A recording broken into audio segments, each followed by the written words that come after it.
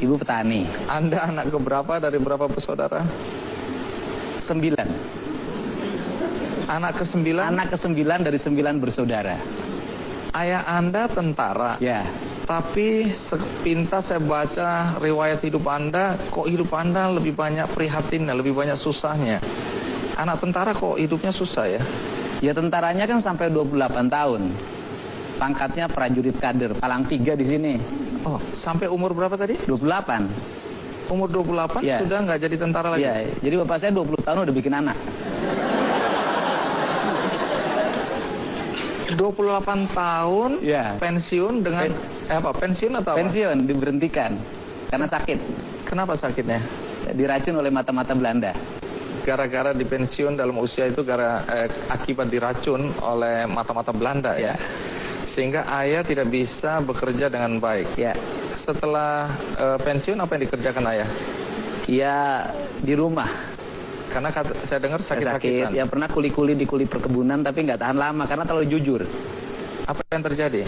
Ya diberhentikan oleh teman-temannya. Karena jujur? Jujur. Kok bisa? Ya karena diajakin kerjasama jual pupuk. Dia nggak mau? Di perkebunan nggak mau. Dia lebih baik berhenti. Wow.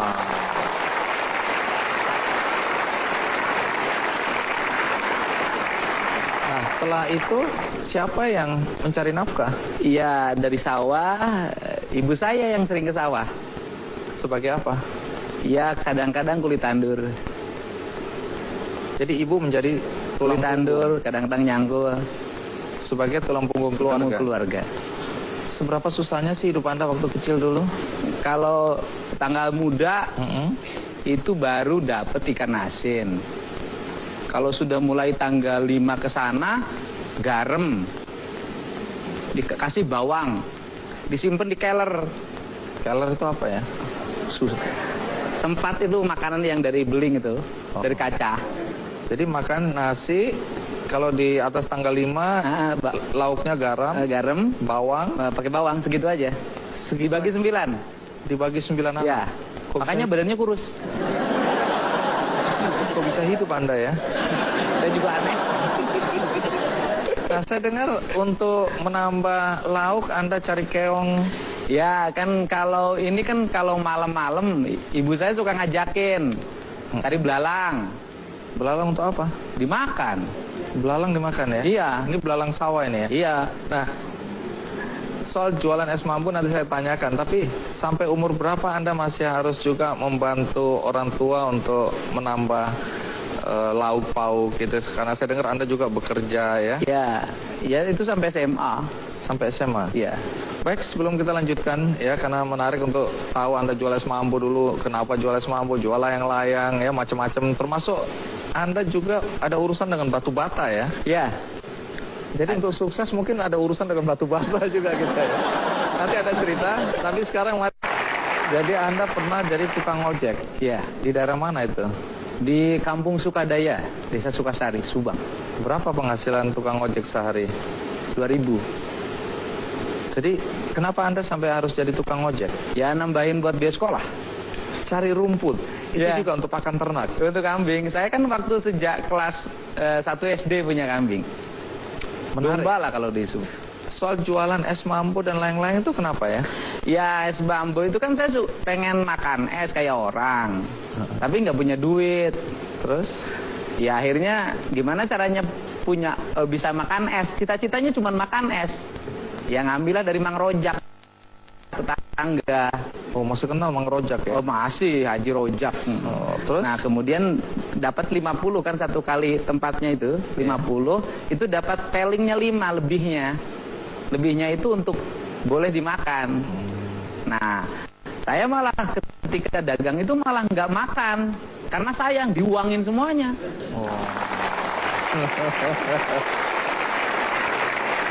Naluri bisnisnya udah mulai nih ya. Ya. Nah, jual layang-layang juga. Layang-layang waktu SMP. SMP jual SMP layang-layang. saya lihat orang main layang-layang, saya pengen main layang-layang tapi nggak beli. Ya coba kita jualin pinjem uang orang. Kemudian akhirnya ketika sudah beli sayang juga kalau dipakai main layang-layang. Jual lagi. Jual lagi. Apa urusannya kambing, cincin dan Orang-orang kan pada punya kambing tuh. Iya. Oh saya kok nggak punya, gitu kan? Saya pengen juga kayak orang gembala kambing, gembala domba. Kata bapak saya, duitnya dari mana? Punya nih cincin, jual. Nah, waktu itu akhirnya dijual, harganya Rp7.500. Bisa beli kambing. Beli. Tapi gara-gara itu saya dengar keluarga mulai beternak. Dan Iya, domba menyelamatkan keluarga Anda. Ya, saya sama kakak saya yang kedua paling gede namanya Kang Ade. Sama ibu saya yang tukang nyabit rumput. Ya, saya tukang ngembala. Dan dari situ beranak dua jadi 40. Oke, domba menyelamatkan keluarga Anda karena saya dengar sekolah apa segala macam dibiayai dari ternak domba dari itu situ, tadi ya. Iya. Jual bata itu bagaimana ceritanya? Ya bukan jual, jadi gini Apa? kan kalau kita suka pengen punya duit juga, kalau buat hari raya Lebaran kan buat beli baju baru. Iya. Nah itu saya suka kuli mikul. Kuli mikul. Mikul bata itu kan ngangkutnya jauh tuh hampir 5 km dari hutan kan, dibawa ke kampung dibakar. Satunya dibayar seperak. Saya bisa bawa 10 biji, 10 perak. Umur berapa itu? Ya SD lah, kelas 4. Orang tua tahu ini?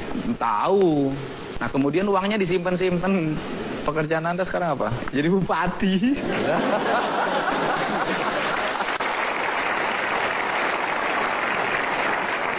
Bupati mana? Purwakarta. Bupati Purwakarta. Bukan cuma satu periode juga, tapi ini periode yang kedua. Kedua. Jadi artinya warga menganggap Anda sukses. Boleh tepuk tangan untuk periode kedua. Menarik karena sebenarnya Anda tadi punya cita-cita jadi tentara. Ya. Nah, kenapa gagalnya nanti kita tanya. Tapi ikuti terus karena ayah Anda tentara, tapi pensiun dini ya di usia 28 tahun karena sakit-sakitan akibat diracun oleh mata-mata Belanda. Dan akibat diracun itu mulai sakit-sakitan dan tidak bisa menjadi tulang punggung keluarga. Anda hidup dalam keprihatinan. Walaupun ceritanya tadi ketawa-ketawa, tapi pada saat itu pasti nggak ketawa-ketawa itu ya. Ini karena sudah kita lalui, jadi Anda bisa tertawa. Nah, Anda ingin mengikuti jejak ayah menjadi tentara. Iya. Alasannya apa persisnya? Iya, karena seneng waktu itu saya seneng banget sama Jenderal TNI M. Yusuf. Pak Yusuf ya. Iya. Jadi saya lihat, wah hebat banget, saya pengen kayak dia gitu. Terus apa yang Anda lakukan? Ya lulus SMA daftar tentara. Daftar kemana? Pertama Kabri. Lolos atau tidak? Enggak. Kenapa nggak lolos? Berat badannya kurang, cuma 46 kg. Padahal batas minimal 55. gagal. Gagal lewat. Ini bukan karena kemampuan ini ya. Kan? Ya mungkin agak bodoh juga. Saya nggak bilang gitu loh ya. Walaupun saya senang dengan jawaban itu. Setelah gagal masuk Akabri, Daftar lagi. kemana? Secaba, kan turun tuh. Kalau Akabri iya. kan 2. Ini Iya. Setan. Sekolah calon bintara. Oke, terus? Ya gagal lagi. Gagal lagi. Iya. Ini karena apa sekarang ini? Iya sama, berat badan kurang. Lah aku udah tahu kurus, kering, kecil gitu, kenapa mau nekat masih? Ya nggak ada pilihan lagi dalam hidup waktu itu. Gagal kedua, Ya. lalu ngapain? Gagal yang kedua ikut UMPTN. Artinya mau kuliah nih. Kuliah ceritanya. Terus? Lulus. Oh lulus, karena nggak ada. Nggak bodoh kan? Enggak. Ya. Walaupun saya nggak tahu nilainya pas-pasan atau tidak. Lolos. Lulus. Masuk di mana waktu itu? 4. Jurusan? Fakultas Hukum. Ini kan anak miskin ya, minta maaf ya. Nah. Dari mana biaya kuliahnya? Ya itu nggak jadi. Maksudnya? Yang nggak diambil. Oh lulus tapi nggak dilanjutkan? Ya nggak, bukan dilanjutkan, diambil aja enggak. Oh diambil aja enggak? Jadi lulus tapi nggak masuk? Iya nggak daftar ulang. Oh terus jadi? Cuman lihat di koran ada namanya, ya sudah lah. Karena apa? Nggak punya duit. Oh alah, jadi dugaan saya benar ya? Benar sekali. Ya.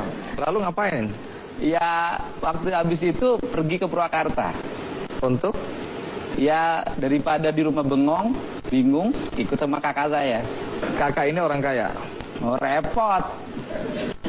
Apa, kaya dan repot apa? Iya dia di asalnya kerja di PDAM, kepala bagian. Iya. Tapi nasibnya jelek, jadi tukang jaga genset diturunin. Terus Anda tumpangi. Iya, ditumpangin. Semakin susah dong Iya, itu. rumahnya ngontrak. Mau roboh gini aja rumah itu. Lah kok Anda nggak kasihan? Ya, sekalian lah biar belangsaknya bareng. Tapi dari cerita itu akhirnya Anda kuliah ya? Ya, di situ saya itu kakak saya tuh penghasilannya 10.000 per bulan, sisa gaji potongan bank. Jadi tuh kalau belanja di sekaligusin, beli ikan asin, beli gudeg itu gudeg dikasih dagingnya bukan dagingnya, tapi tulangnya, itu bertahan 2 minggu. Angetin lagi, makan lagi, angetin makan lagi. Nah dari saya nggak dikasih tempat tidur karena cuma satu dia punya. Tidur di mana? Di lantai, nggak pakai bantal, nggak pakai apa-apa. Bertahan berapa lama? Setahun. Yang jadi tukang ojek waktu itu ini, masa-masa ini? Bukan waktu SMA. Oh, ini udah lulus SMA. Oh, ini sudah lulus ya? Tidur. Jadi kalau akibat tidur itu mungkin karena dingin dan lapar tiap malam tuh bangun. Terus? Ya sholat. Oh, ada positifnya. Ada positifnya. Jadi belangsak itu memang membuat kita ingat sama ingat Allah. Tuhan. Bukan berarti sekarang nggak ingat loh ya? Ingat perlu pasti, kalau sekarang lebih ingat lah. Cuman caranya beda. Akhirnya kan kuliah. Ya kuliah di STH. Duitnya dari mana nih? Ya spekulasi aja. Spekulasi apa? Ya coba-coba, siapa tahu ada duitnya. Akhirnya bagaimana? Ya ikut bisa kuliah. Kenal organisasi. Nah, karena saya dengar waktu kuliah Anda juga jualan ya? Ya. Jualan apa? Jualan bala-bala. Bala-bala itu apa? Gorengan. Teman-teman tahu nggak jual bala-bala itu? Tahu. Nggak malu tuh? Ya malu tapi kepaksa. Gak ada pilihan. Berapa lama jual bala-bala itu? Ya hampir 2 tahun. Itu yang dipakai untuk? Ya modal organisasi, modal kuliah. Terus kemudian juga saya kalau malam suka ngakal-ngakal. Apa? Jadi kalau pergi ke kuliahan jalan kaki. Nah kuliah ini kan banyak karyawan tuh. Nah saya selalu pulangnya jalan kaki sama teman saya namanya Komaruzaman. Terus? Dan nanti biar jalan karena suka diajakin mampir makan bakso kalau malam.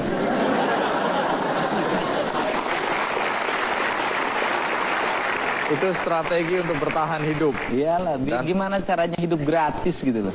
Oke. Tapi memang di masa kuliah saya dengar Anda aktif ya di organisasi ya. Aktif. Organisasi apa aja yang pernah diikuti? Ya HMI dan Senat Mahasiswa aja.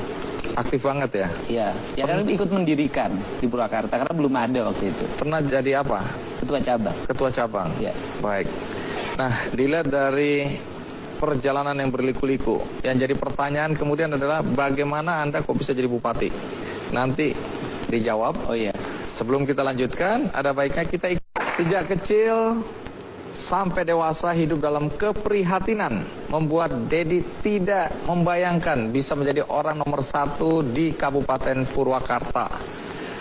Pertanyaannya bagaimana sampai dia bisa sukses, apa rahasia suksesnya, dan siapa orang yang paling berjasa dalam hidupnya. Ikuti terus Kick Andy. Hidup Anda tadi mahasiswa, jualan, nggak malu ya, mencari tambahan. Bahkan saya dengar Anda nggak makan 3 hari waktu kuliah dulu. Iya. Nggak mati itu ya. Pengalaman hidup yang tidak mudah. Sekarang yang jadi pertanyaan adalah bagaimana Anda bisa jadi bupati? Bagaimana ceritanya? Ya, berawal dari karir jadi anggota DPRD. Oke. Saya DPRD dimulai dari pedagang beras. Pedagang beras? Ya, saya jualan beras, kemudian punya uang, punya modal. Nyalon anggota DPRD, saya menang. Kemudian saya jadi anggota DPRD jam 5 pagi sudah di kantor.